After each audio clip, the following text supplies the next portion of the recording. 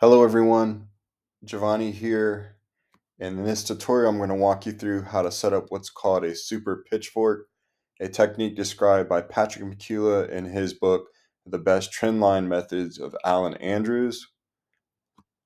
This walkthrough is intended for traders who already have a basic understanding of pitchforks, median line theory, right? So I'm just going to extend the pitchfork to a more advanced structure, right? So what we're going to do is grab TradingView's pitchfork drawing tool and ensure that the magnet's on. And we're going to select this high, low, high. Now, to extend this into the super pitchfork, we're going to need to draw our reaction lines and extend it within the pitchfork. So what we're going to do is trace this B to C pivot of the pitchfork, and we'll call this our reaction line.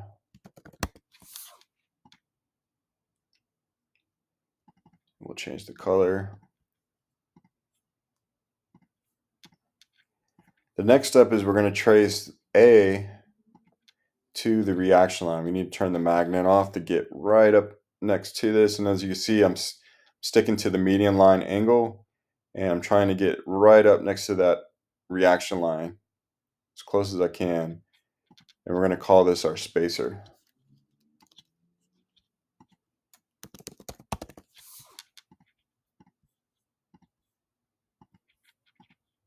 Right, so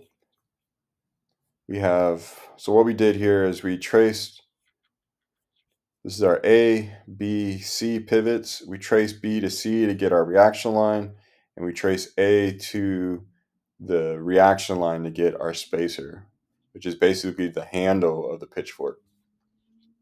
Now the next step is to generate our first reaction line. So we're going to slide the spacer within the pitchfork, right? And just try to get this line right up next, the left side of the spacer right next to this reaction line, as flush as we can. And then we're just going to put this reaction line on the back end of this spacer.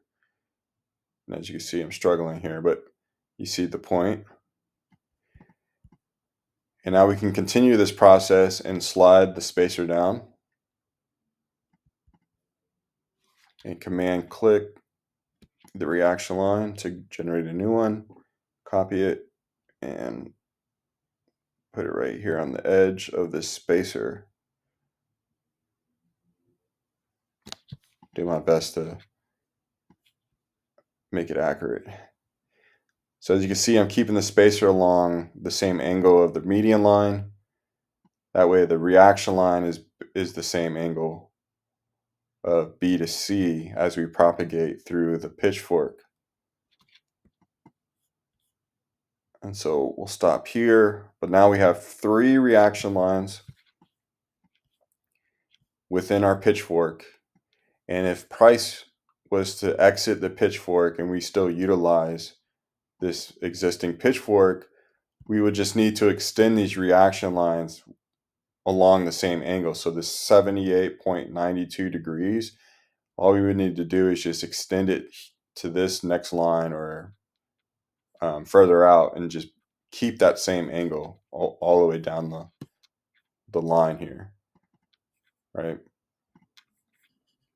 So the basic idea of the super pitchfork is that we get equal distance of the handle to the B to C vector, and we're propagating that through the pitchfork. So now as price develops and moves through the pitchfork, we have a price and time variable here with the reaction line where we're expecting some type of reaction in price because of this time from A to the B to C vector, right?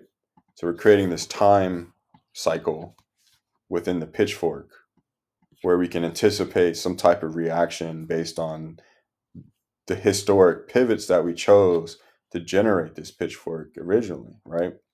So as we play the price action and we move up against the reaction line, this kind of gives us we're anticipating we can put an alert on this reaction line as price crosses it. And as you can see, price crosses it,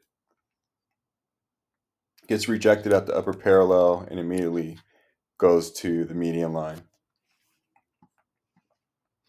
Now, another concept here that you can read about as well in that book that I referenced earlier is trigger lines.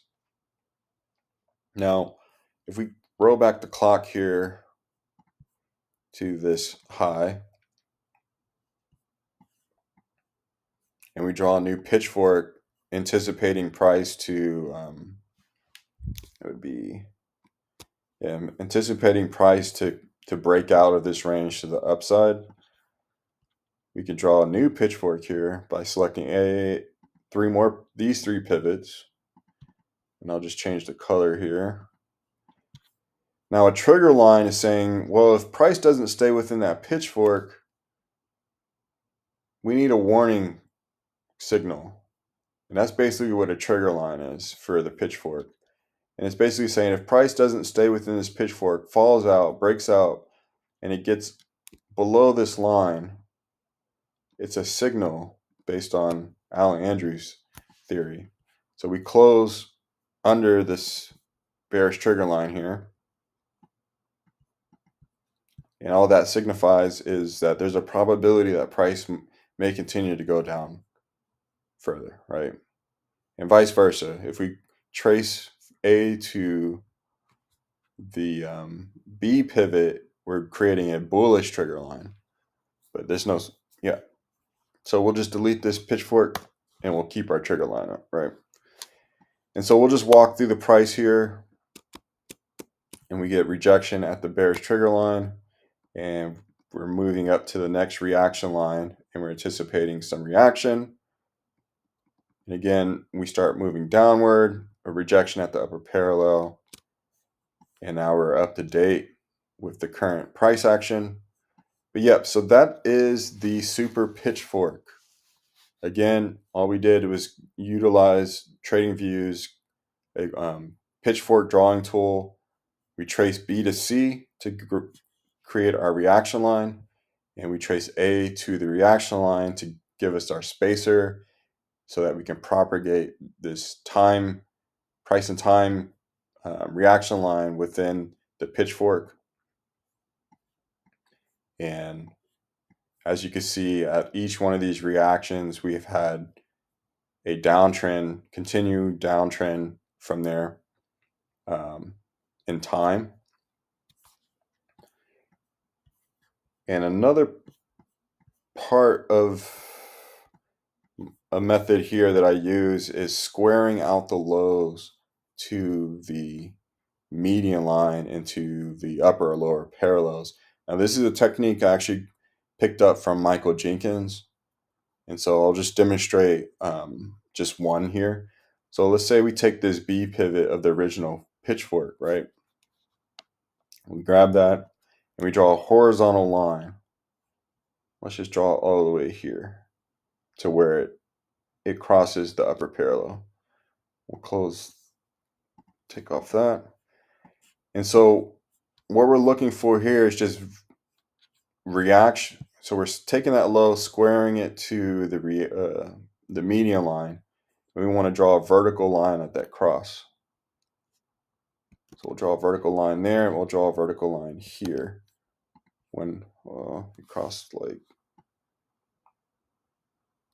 say it crossed about right there. So basically what we're looking for is when this low squares out in time against the median line, we can take this vertical line as a reaction in time, reaction line in time to anticipate. And again, we can add an alert for that vertical line. And we squared it to the upper parallel where it's another time reaction line that we can anticipate a potential pivot in the market and add an alert there as well. So as you can see, there's some correlation with some of that. And again, just we can do this low, square it to the median line, right? And it actually converges with this low, right? And if we extend it, now we have a future cross date here that we can anticipate a potential market turn, right?